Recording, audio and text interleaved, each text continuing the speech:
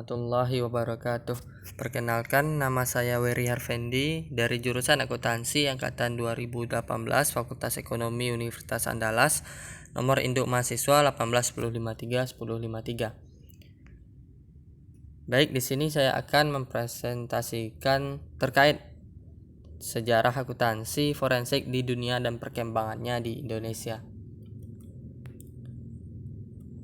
Adapun subbagiannya, yang pertama itu pengertian akuntansi forensik, dan yang kedua sejarah akuntansi forensik di dunia, dan yang ketiga sejarah akuntansi forensik di Indonesia, dan yang keempat perkembangan akuntansi forensik di Indonesia, serta yang terakhir itu masa depan akuntansi forensik. Adapun pengertian akuntansi forensik adalah penggunaan keahlian di bidang audit dan akuntansi yang dipadukan dengan kemampuan investigatif untuk memecahkan suatu masalah atau sengketa keuangan atau dugaan fraud, atau biasanya disebut dengan kecurangan, yang pada akhirnya akan diputuskan oleh pengadilan atau arbitrase atau tempat penyelesaian perkara lainnya. Sedangkan menurut Larry Crumbley, akuntansi forensik adalah akuntansi yang akurat atau cocok untuk tujuan hukum. Kemudian menurut Merriam-Webster, akuntansi forensik adalah berkenaan dengan pengadilan atau berkenaan dengan penerapan pengetahuan ilmiah.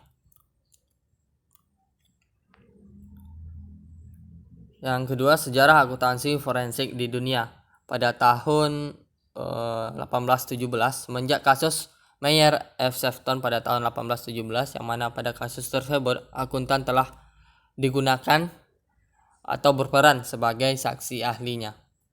Kasus tersebut merupakan contoh kasus pertama yang menjadikan seorang akuntan sebagai saksi ahli dalam pengadilan. Dan pada tahun 1824, akuntansi forensik memiliki referensi paling awal dalam lingkaran dan ia menunjukkan keahlian akuntansi hukumnya pada pertunjukan akuntan di Glasgow, Skotlandia. Akuntansi forensik memberikan kesaksian di dalam pengadilan dan arbitrase di suatu perkara.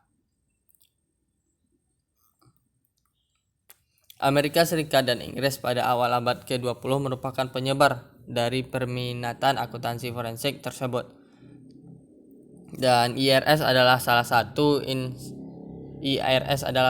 institusi yang pertama menggunakan layanan akuntan forensik tersebut. Dan selanjutnya pada tahun 1931, salah satu kasus akuntan forensik yang paling terkenal adalah penangkapan Al Capone. Tim akuntan forensik mengumpulkan informasi dalam kasus yang tak terbantahkan terhadap Capone pada tahun 1931 tersebut. Si Capone ini dia menarik perhatian dengan gagal mengklaim semua penghasilannya atas pajaknya. Penghasilan ini berasal dari penggelapan, perjudian, pelacuran, dan banyak aktivitas ilegal lainnya. Jelas mengapa ia tidak ingin mengumumkan uang ini untuk pajaknya. Ironis terbesar kehidupan Capone adalah bahwa dari semua aktivitas ilegalnya yang akhirnya menghentikannya tersebut adalah penghindaran pajaknya. Pada tahun 1982, buku forensik akuntansi pertama pun belum keluar pada tahun tersebut. Dan popularitas serta kebutuhan akan layanan yang diberikan akuntansi forensik terus mengalami perkembangan yang pesat dalam beberapa tahun terakhir. Dan pada tahun 2000, kasus Enron menjadi salah satu badai yang besar dalam dunia akuntansi, sehingga di tahun 2000 dan selanjutnya pada tahun 2002 terjadi pembentukan BPKP atau Badan Pemeriksaan Keuangan Pembangunan yang mengembangkan standar auditing, melakukan penyelidikan dan memastikan kepatuhan perusahaan dari Undang-Undang Sarbanes-Oxley. Sebagai hasil dari Sarbanes-Oxley terjadi penekanan berkelanjutan terhadap akuntansi forensik. Dan yang ketiga itu sejarah akuntansi forensik di Indonesia. Di Indonesia sendiri, akuntansi forensik semakin berkembang semenjak adanya krisis moneter tahun 1997 yang menghancurkan perekonomian dan rezim Orde Baru atau rezim yang berkuasa pada saat itu, yang berimbas ke berbagai aspek kehidupan, baik itu aspek ekonomi, politik, hukum, dan tatanan negara. pada bulan Oktober 1997, Indonesia juga telah menjajaki kemungkinan untuk meminjam dana dari International Monetary Federation dan World Bank untuk menangani krisis keuangan yang semakin parah. Sebagai persyarat pemberian bantuan, World Bank mengharuskan adanya proses agreed upon due diligence yang dikerjakan oleh akuntan asing dibantu beberapa akuntan Indonesia. Dan istilah akuntansi forensik kembali mencuat setelah keberhasilan PwC atau sebuah kantor akuntan besar di dunia, The Big Four, dalam membongkar kasus Bank Bali pada tahun 1999. Dan pada tahun 2009, kasus Bank PT Bank Senturi menemukan kejelasan dari laporan hasil pemeriksaan investigasi Bank Senturi oleh Badan Periksa Keuangan atau BPK. Hasil kinerja para akuntan forensik, hasil tersebut adalah hasil kinerja dari para akuntan forensik dan audit investigasi pada waktu tersebut.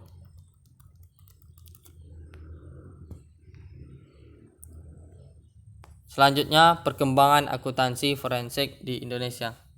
Akuntansi forensik kebanyakan digunakan oleh BPK, KPK, PPATK, BPK, World Bank, dan kantor akuntan publik yang ada di Indonesia.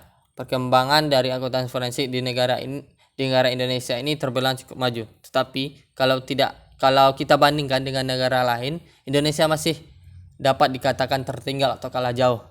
Standar akuntansi forensik telah disusun oleh negara Australia, sementara itu Amerika Serikat dan Kanada sudah memiliki standar atau aturan yang baku, sedangkan Indonesia masih belum memiliki standar aturan yang cukup memadai.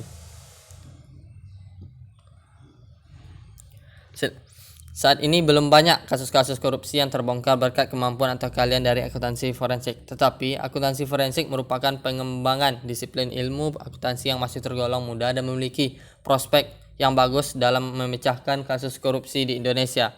Pada segi peminat, masih sedikit akuntan Indonesia yang terjun mendalami bidang yang satu ini, serta tidak semua akuntansi forensik ada pada kantor akuntan publik. Perlu adanya perhatian lebih terhadap perkembangan akuntansi forensik ini, akan tetapi Ikatan Akuntansi Indonesia atau IAI masih belum melirik ilmu forensik ini sebagai bagian yang penting dari akuntansi dan sebagai salah satu isu yang mendesak untuk diberikan perhatian yang khusus. Akuntansi forensik belum memiliki pangsa pasar yang banyak dan masih minim peminat. Namun akuntansi forensik yang cukup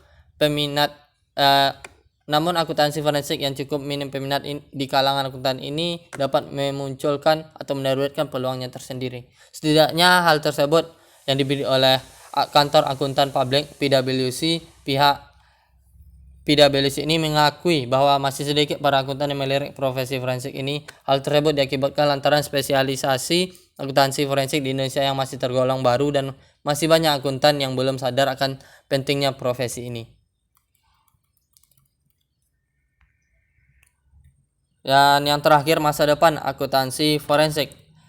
Dunia bisnis yang semakin kompleks akan meningkatkan kecenderungan penyelesaian sengketa bisnis di pengadilan semakin menurunnya tingkat integritas dari masyarakat di negara-negara maju.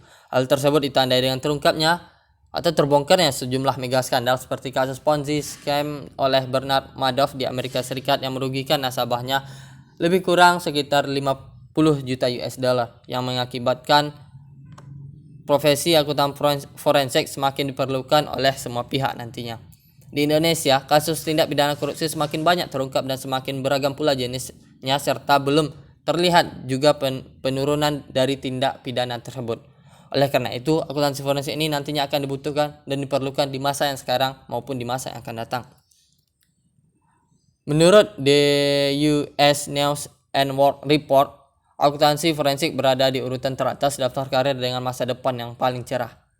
Dan menurut US News and World Report ini mengidentifikasi akuntansi forensik sebagai salah satu dari 20 trek pekerjaan panas di masa depan. Sekian presentasi atau sekian yang dapat saya sampaikan. Terima kasih atas perhatian. Assalamualaikum warahmatullahi wabarakatuh.